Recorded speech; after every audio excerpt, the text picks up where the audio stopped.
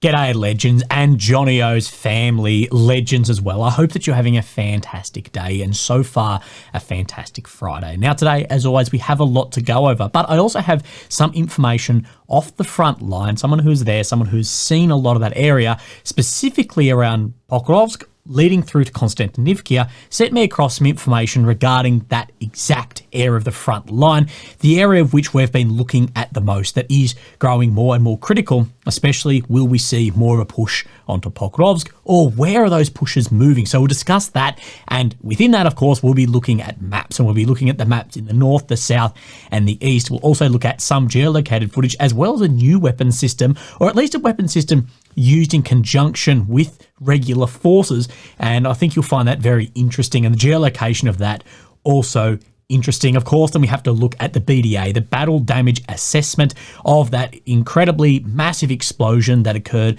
at that weapons depot in Toropets for regions. We'll look at that as we do now have satellite imagery. I want to talk about Pokrovsk and manpower, and we'll speak about that in its own bit to do with the maps as well. And then we need to look at what the NATO Secretary Jens Stoltenberg has said, not only about Ukraine, but then about Afghanistan and about NATO. And this is something I've spoken about a lot, of why the US needs NATO, why, of course, Europe needs NATO, and the US doesn't want to end up isolated, but also that the EU, they need also that NATO umbrella. So we'll talk about that, what he has said, my take, and some other references from some experts as well.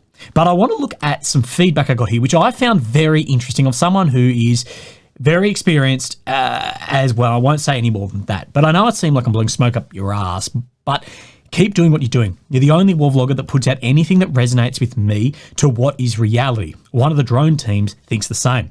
A lot of volunteers seem to be crumbling of late. NATO is more and more sophisticated and slowly takes more of the donation every month. So more percentage is going towards NATO rather than what he is saying towards some of these like independent volunteers. The infrastructure and marketing is just too good. The Ukraine is always winning. The army and volunteers who are fundraising can't compete with that. They've only got the truth on their side. If any English speaker went against the winning narrative, publicly they'd be stoned and cast as a Russian propagandist. I, of course, am accused of propaganda by both sides in this. Of course, I'm not paid by anyone by YouTube or maybe the ads that I do. But at the end of the day, all I do is I tell the reality as I see it, given my experience both on the ground, both within different areas of operations around the world too, and as well my military knowledge and analysis, and I'm happy to be incorrect and correct things as we go. So first off the bat, let's have a look at then what has happened in Toropets, the battle damage assessment on this, but we also need to talk about the Kursk operation in this. And before we look at then the battle damage assessment satellite imagery, this from Kursk to Thankyou really then sparked my interest. In my opinion, I wrote about it. Specially trained Ukrainian demolition teams passed behind Russian forces lines in the beginning of the operation of Kursk with the intention of blowing up special purpose facilities. Now, remember when the first operation in Kursk kicked off?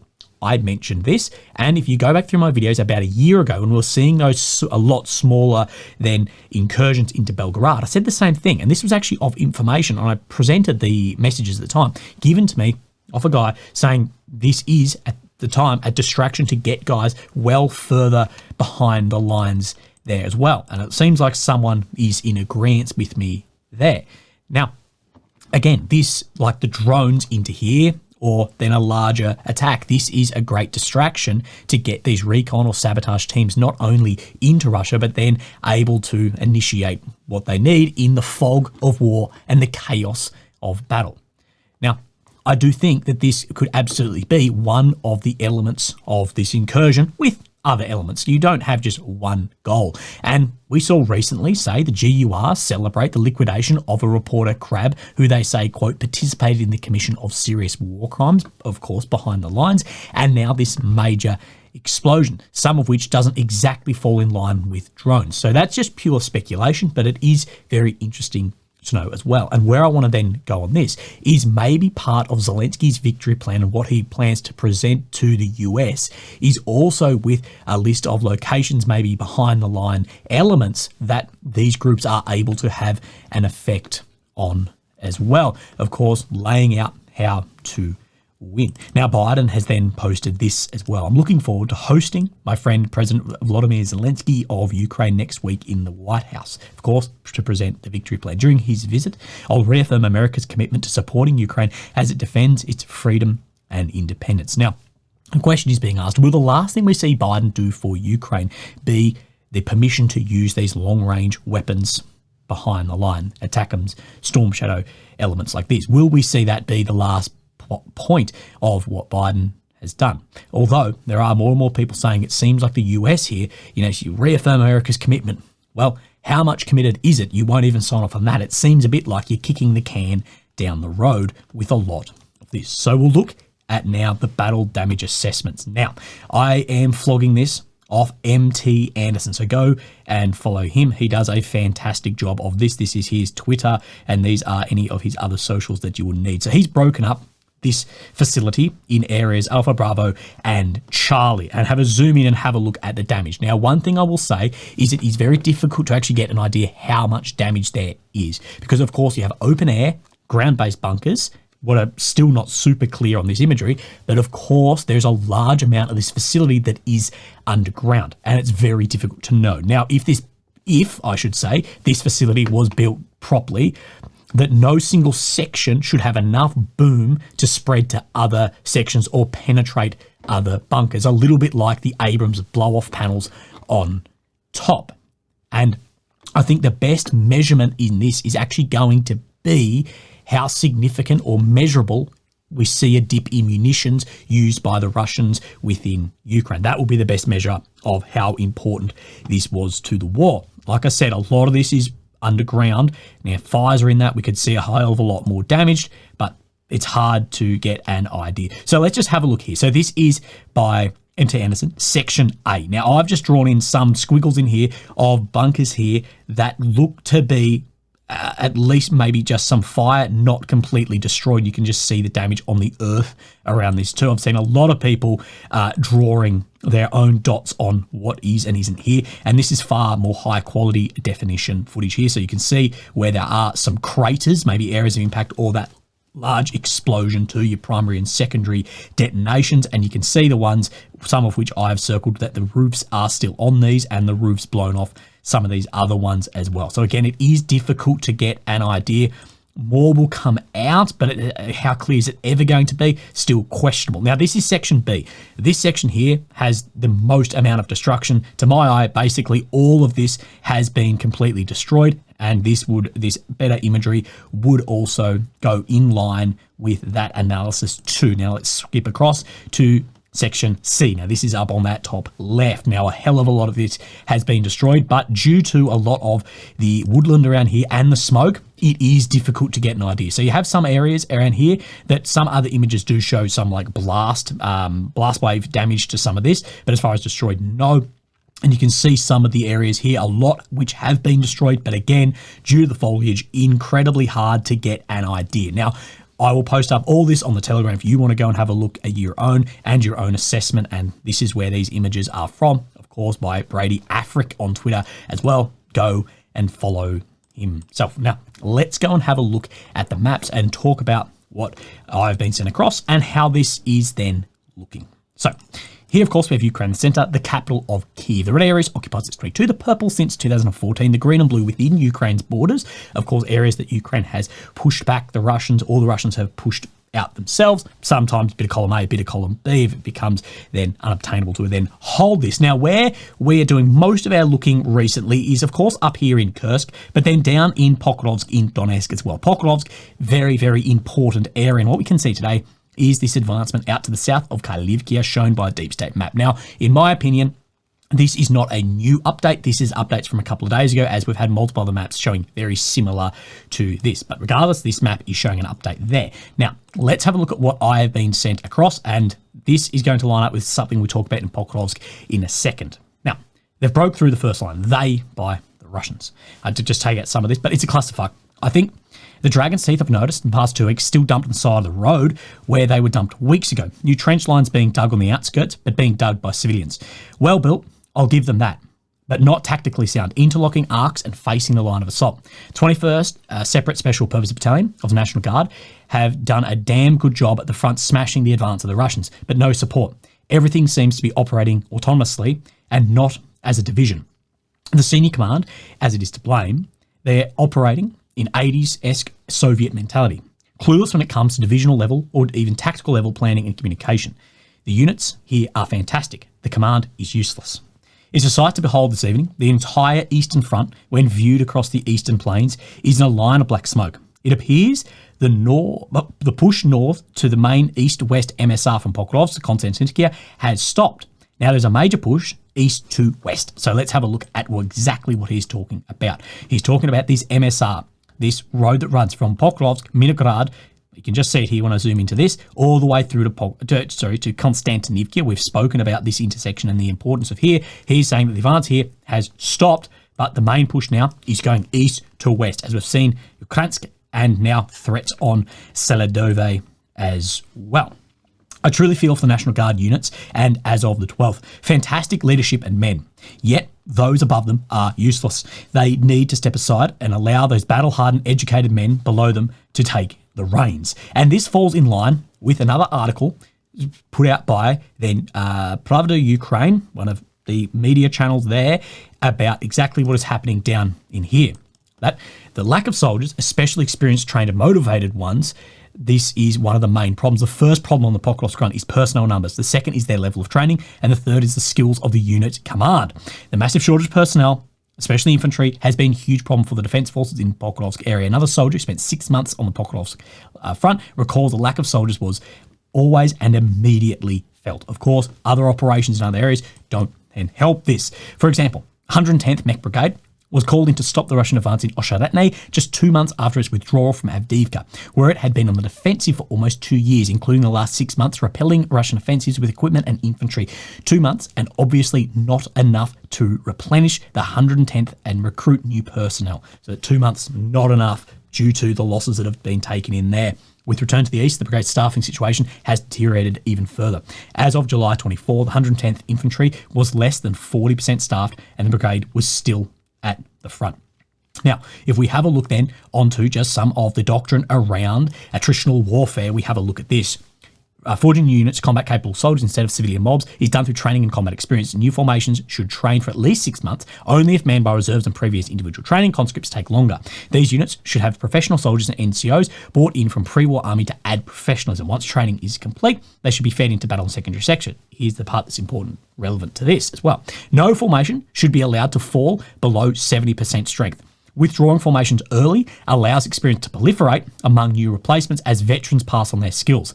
Otherwise, due to losses, valuable experience is lost, causing the process to start all over. Another implication is that resources should prioritise replacements over new formations. So your resource to replace guys rather than form up exactly new units. Now, further on in this doctrine, we see as well, and I've just put it in here, that victory is attained by creating the highest quality low-end formations possible, and that replacement and that absorption of losses as well. The situation was somewhat different for the 68th. They were moved from the Kupiansk line and sent to Pokrovsk front in March 24 without having rested, but with relatively good numbers of personnel. In the village of Semenivka, just a couple of kilometres west of Avdiivka, the unit suffered significant losses. The backbone of the brigades was lost during the battles near Avdiivka, and the replenishments that arrived later left a lot to be desired. Let's be honest, each subsequent replenishment was less motivated and less trained. This is a problem you get with dwindling conscription and just conscription in general. Also, in Semenivka, we had about 90% experienced people in the unit and 10% newcomers. Now we have about the same ratio, but the other way around. Average age of the newcomers can even be 55 plus, not 45 plus. The staffing situation was much better in the newly created brigades, such as the 151st, but their lack of combat experience worked against them. See exactly what I'm meaning when we look back at this part of the doctrine that I then shared with you. The Pokrovsk front is the most striking example of how the state and society failed to cope with mobilisation in the third year of full-scale war, and new mobilisation law proved not to hold out a lifeline. Let's continue. Faulty fortifications. Again, this goes exactly in with what I shared from my friend on the front line. Ukrainian Pravda asked the military about fortifications, in this case, in the Pokrovsk front, We're told for the first time in nearly 2.5 years of the full-scale invasion, a hell of a lot's being dug. Bunkers connected with trench lines were indeed built on the Pokrovsk front, but there's a catch. Many of these fortifications were unsuitable for serious defence. They're frequently located in the middle fields, which makes them visible to the enemy and difficult for the Defence Forces personnel, ammunition and supplies to reach. Now, this lines up exactly what with my friend has told me here about these trench lines that held a lot of building, but not then tactically sound. When this Ukrainian MP posts photos of empty trenches and asks why nobody's filling them, I know exactly why. Because it's stupid to sit in a hole in the middle of a bare field. Sooner or later, an FPV drone will fly into your face. Now, let's just talk about this lady here, MP, for a second, as we have then talked about her before, because Ukraine's parliament voted unanimously on September 18th, so yesterday, to dismiss the controversial lawmaker Mariana Brzhula from her position as the deputy head of the Parliamentary Committee on National Security and Defence.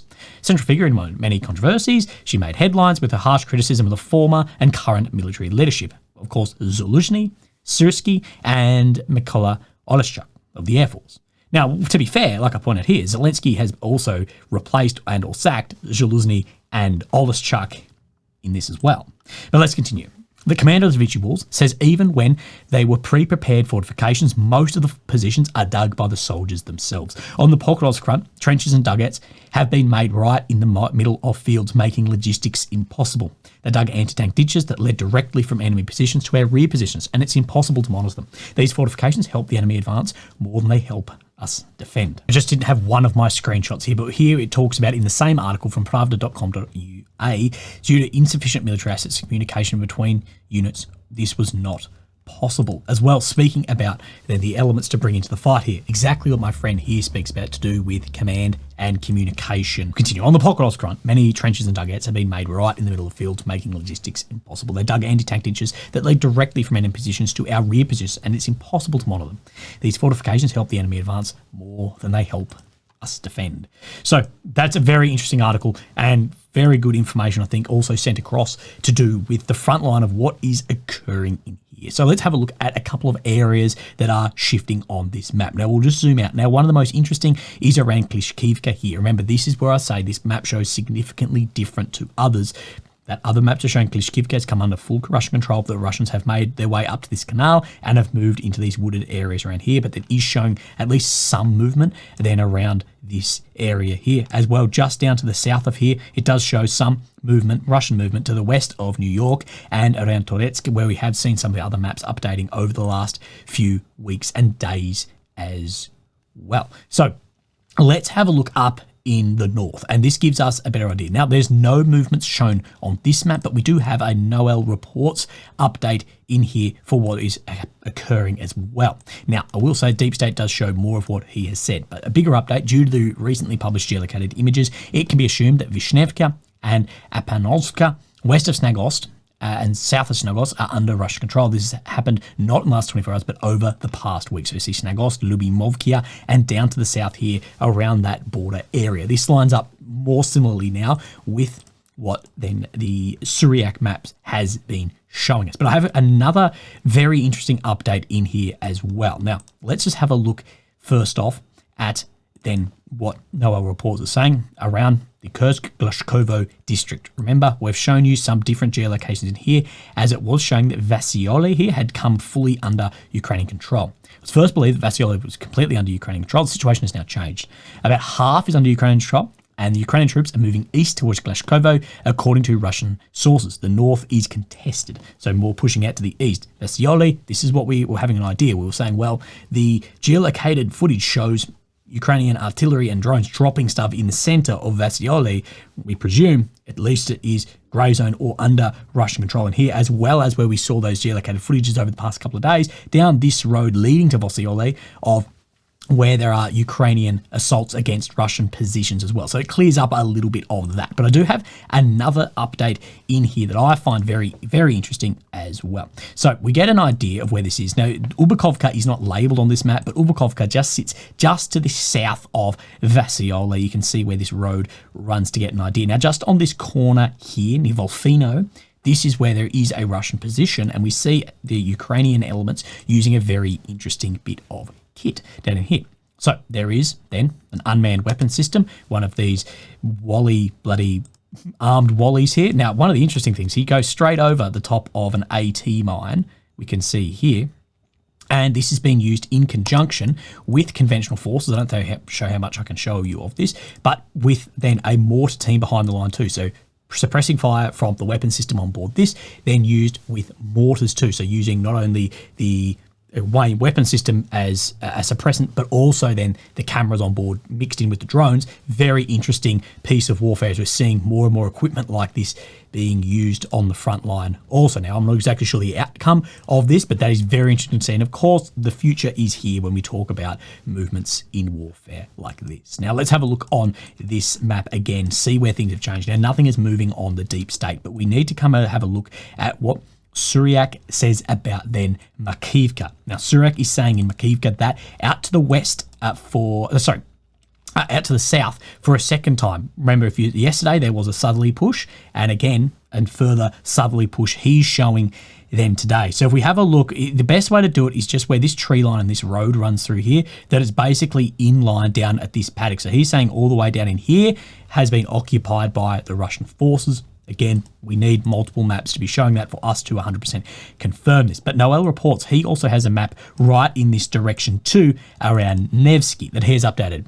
That Russians were geolocated roughly 2 kilometers west of the current line of contact, making a Russian advance. Now, this is Nevsky just in here. Now, what you can see is this map, Noel's, shows significantly less positions taken by the Russians than the deep state. So see where this tree line runs through here. There's probably a river in here, judging how that spoils out. That he's saying just in here, where my cursor is where then that Russian advancement is. So in this case, being the deep state, it does presume that the Russians are much further to Nevsky than this map. This is why it's important to use multiple different maps to get an idea of exactly where things are moving. Now, one of the biggest areas and what we're speaking about as one of the absolute fulcrums of this war is, of course, Crimea. Of course, Crimea was then taken in 2014 and annexed, and there's been many doubts around how militarily will Crimea ever be then returned as well. Now, the Ukrainian Ministry of Defense then put out this today.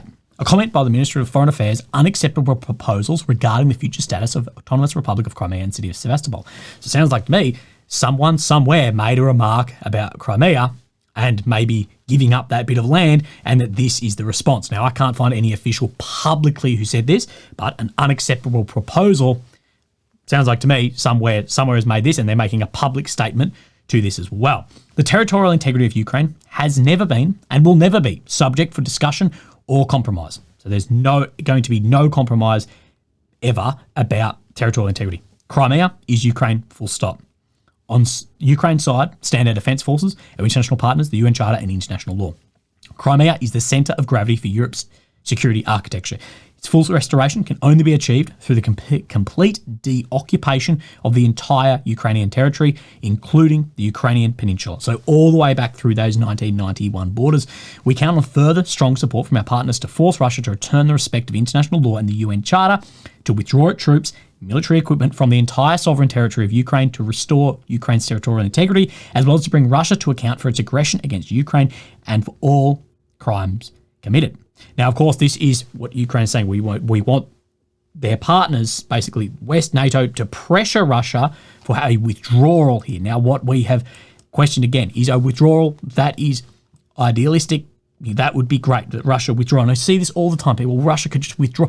Yes, is that going to happen? No. So therefore, there needs to be military victories through here, and militarily, tactically, strategically, Crimea is about as hard as you ever get to try and launch an offensive. Not only there's really two routes in, disregarding amphibious en masse, paratroop en masse as well, because I personally just don't believe in large scale that is realistic anymore in modern conventional attritional warfare. But the amount of fighting to get down into here, in the first place, the amount of positions in here over that 10 years as well, incredibly difficult. And now, I'm not the first military analyst to point at this and go, how realistic militarily is taking this back as well. All efforts should be aimed at achieving these goals as soon as possible, rather than satisfying the Kremlin's appetites in one way or another at the expense of Ukraine's interests and international law. Within the framework of the peace formula, the President of Ukraine has presented a clear vision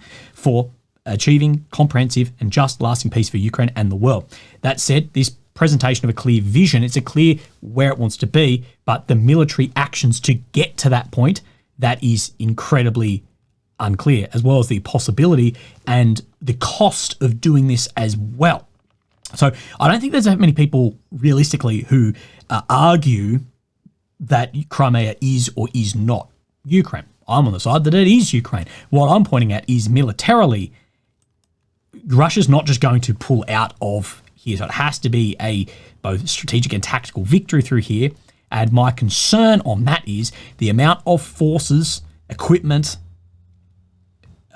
aid to actually be able to push into Crimea without, say, NATO being involved here, I think is very far-fetched, but also the potential of having a Pyrrhic victory too. The amount of force, everything needed through here, that to take that back, how, at what cost at the end of the day as well? Does that threaten everything else? But that is interesting to look at, and interesting that someone somewhere has proposed that. Of course, we know victory plans, there's a lot of talks, a lot of different messaging about end to the wars as well, as it is growing, I guess, longer in the tooth. But what do you think about that? Do you reckon, has someone said something that I've missed or what? Anyway, NATO Secretary Jens Stoltenberg has made a speech as well, and I think there's some very interesting pieces in here. The third lesson is that military strength is a prerequisite for dialogue. I know this from my time as Prime Minister of Norway.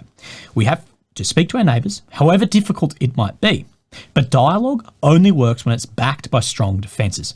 This is clearly demonstrated in Ukraine. Now, I believe that there's going to be some dialogue open up, but what NATO, what the West is trying to do is put Ukraine in its best possible position to come out of that on top. Because right now, that if it was like right here and now we have it, Russia have far more cards at the table due to the defences and the continuing operation taking more ground as well. We all want to enter this war. The quickest way to end the war is to lose it.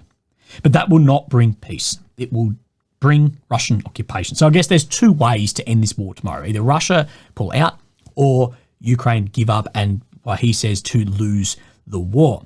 But of course, what they will say here, if Ukraine do that, Russia will go back, refit, and then launch another attack at some point, and those areas will continue to be occupied. So this is where the military has to continue. The military actions. Russia's not going to pull out. Ukraine's not going to do this. Therefore, military action continues. Today, President Putin believes he can achieve his goals on the battlefield, and he believes that he can wait us out. That is why he continues to wage his brutal war.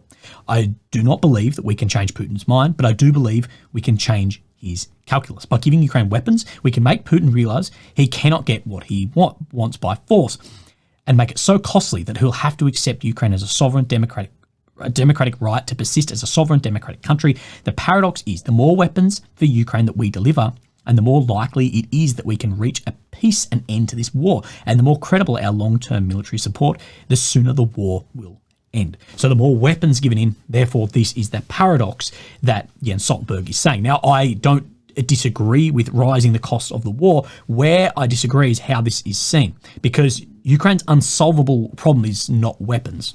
Weapons will continue to flow. They can continue to flow. I believe the more problem that is rising is manpower here. And this is where I can actually see, in my opinion, where Putin believes that Ukraine will break first, is he believes that manpower will break before the supply of weapons.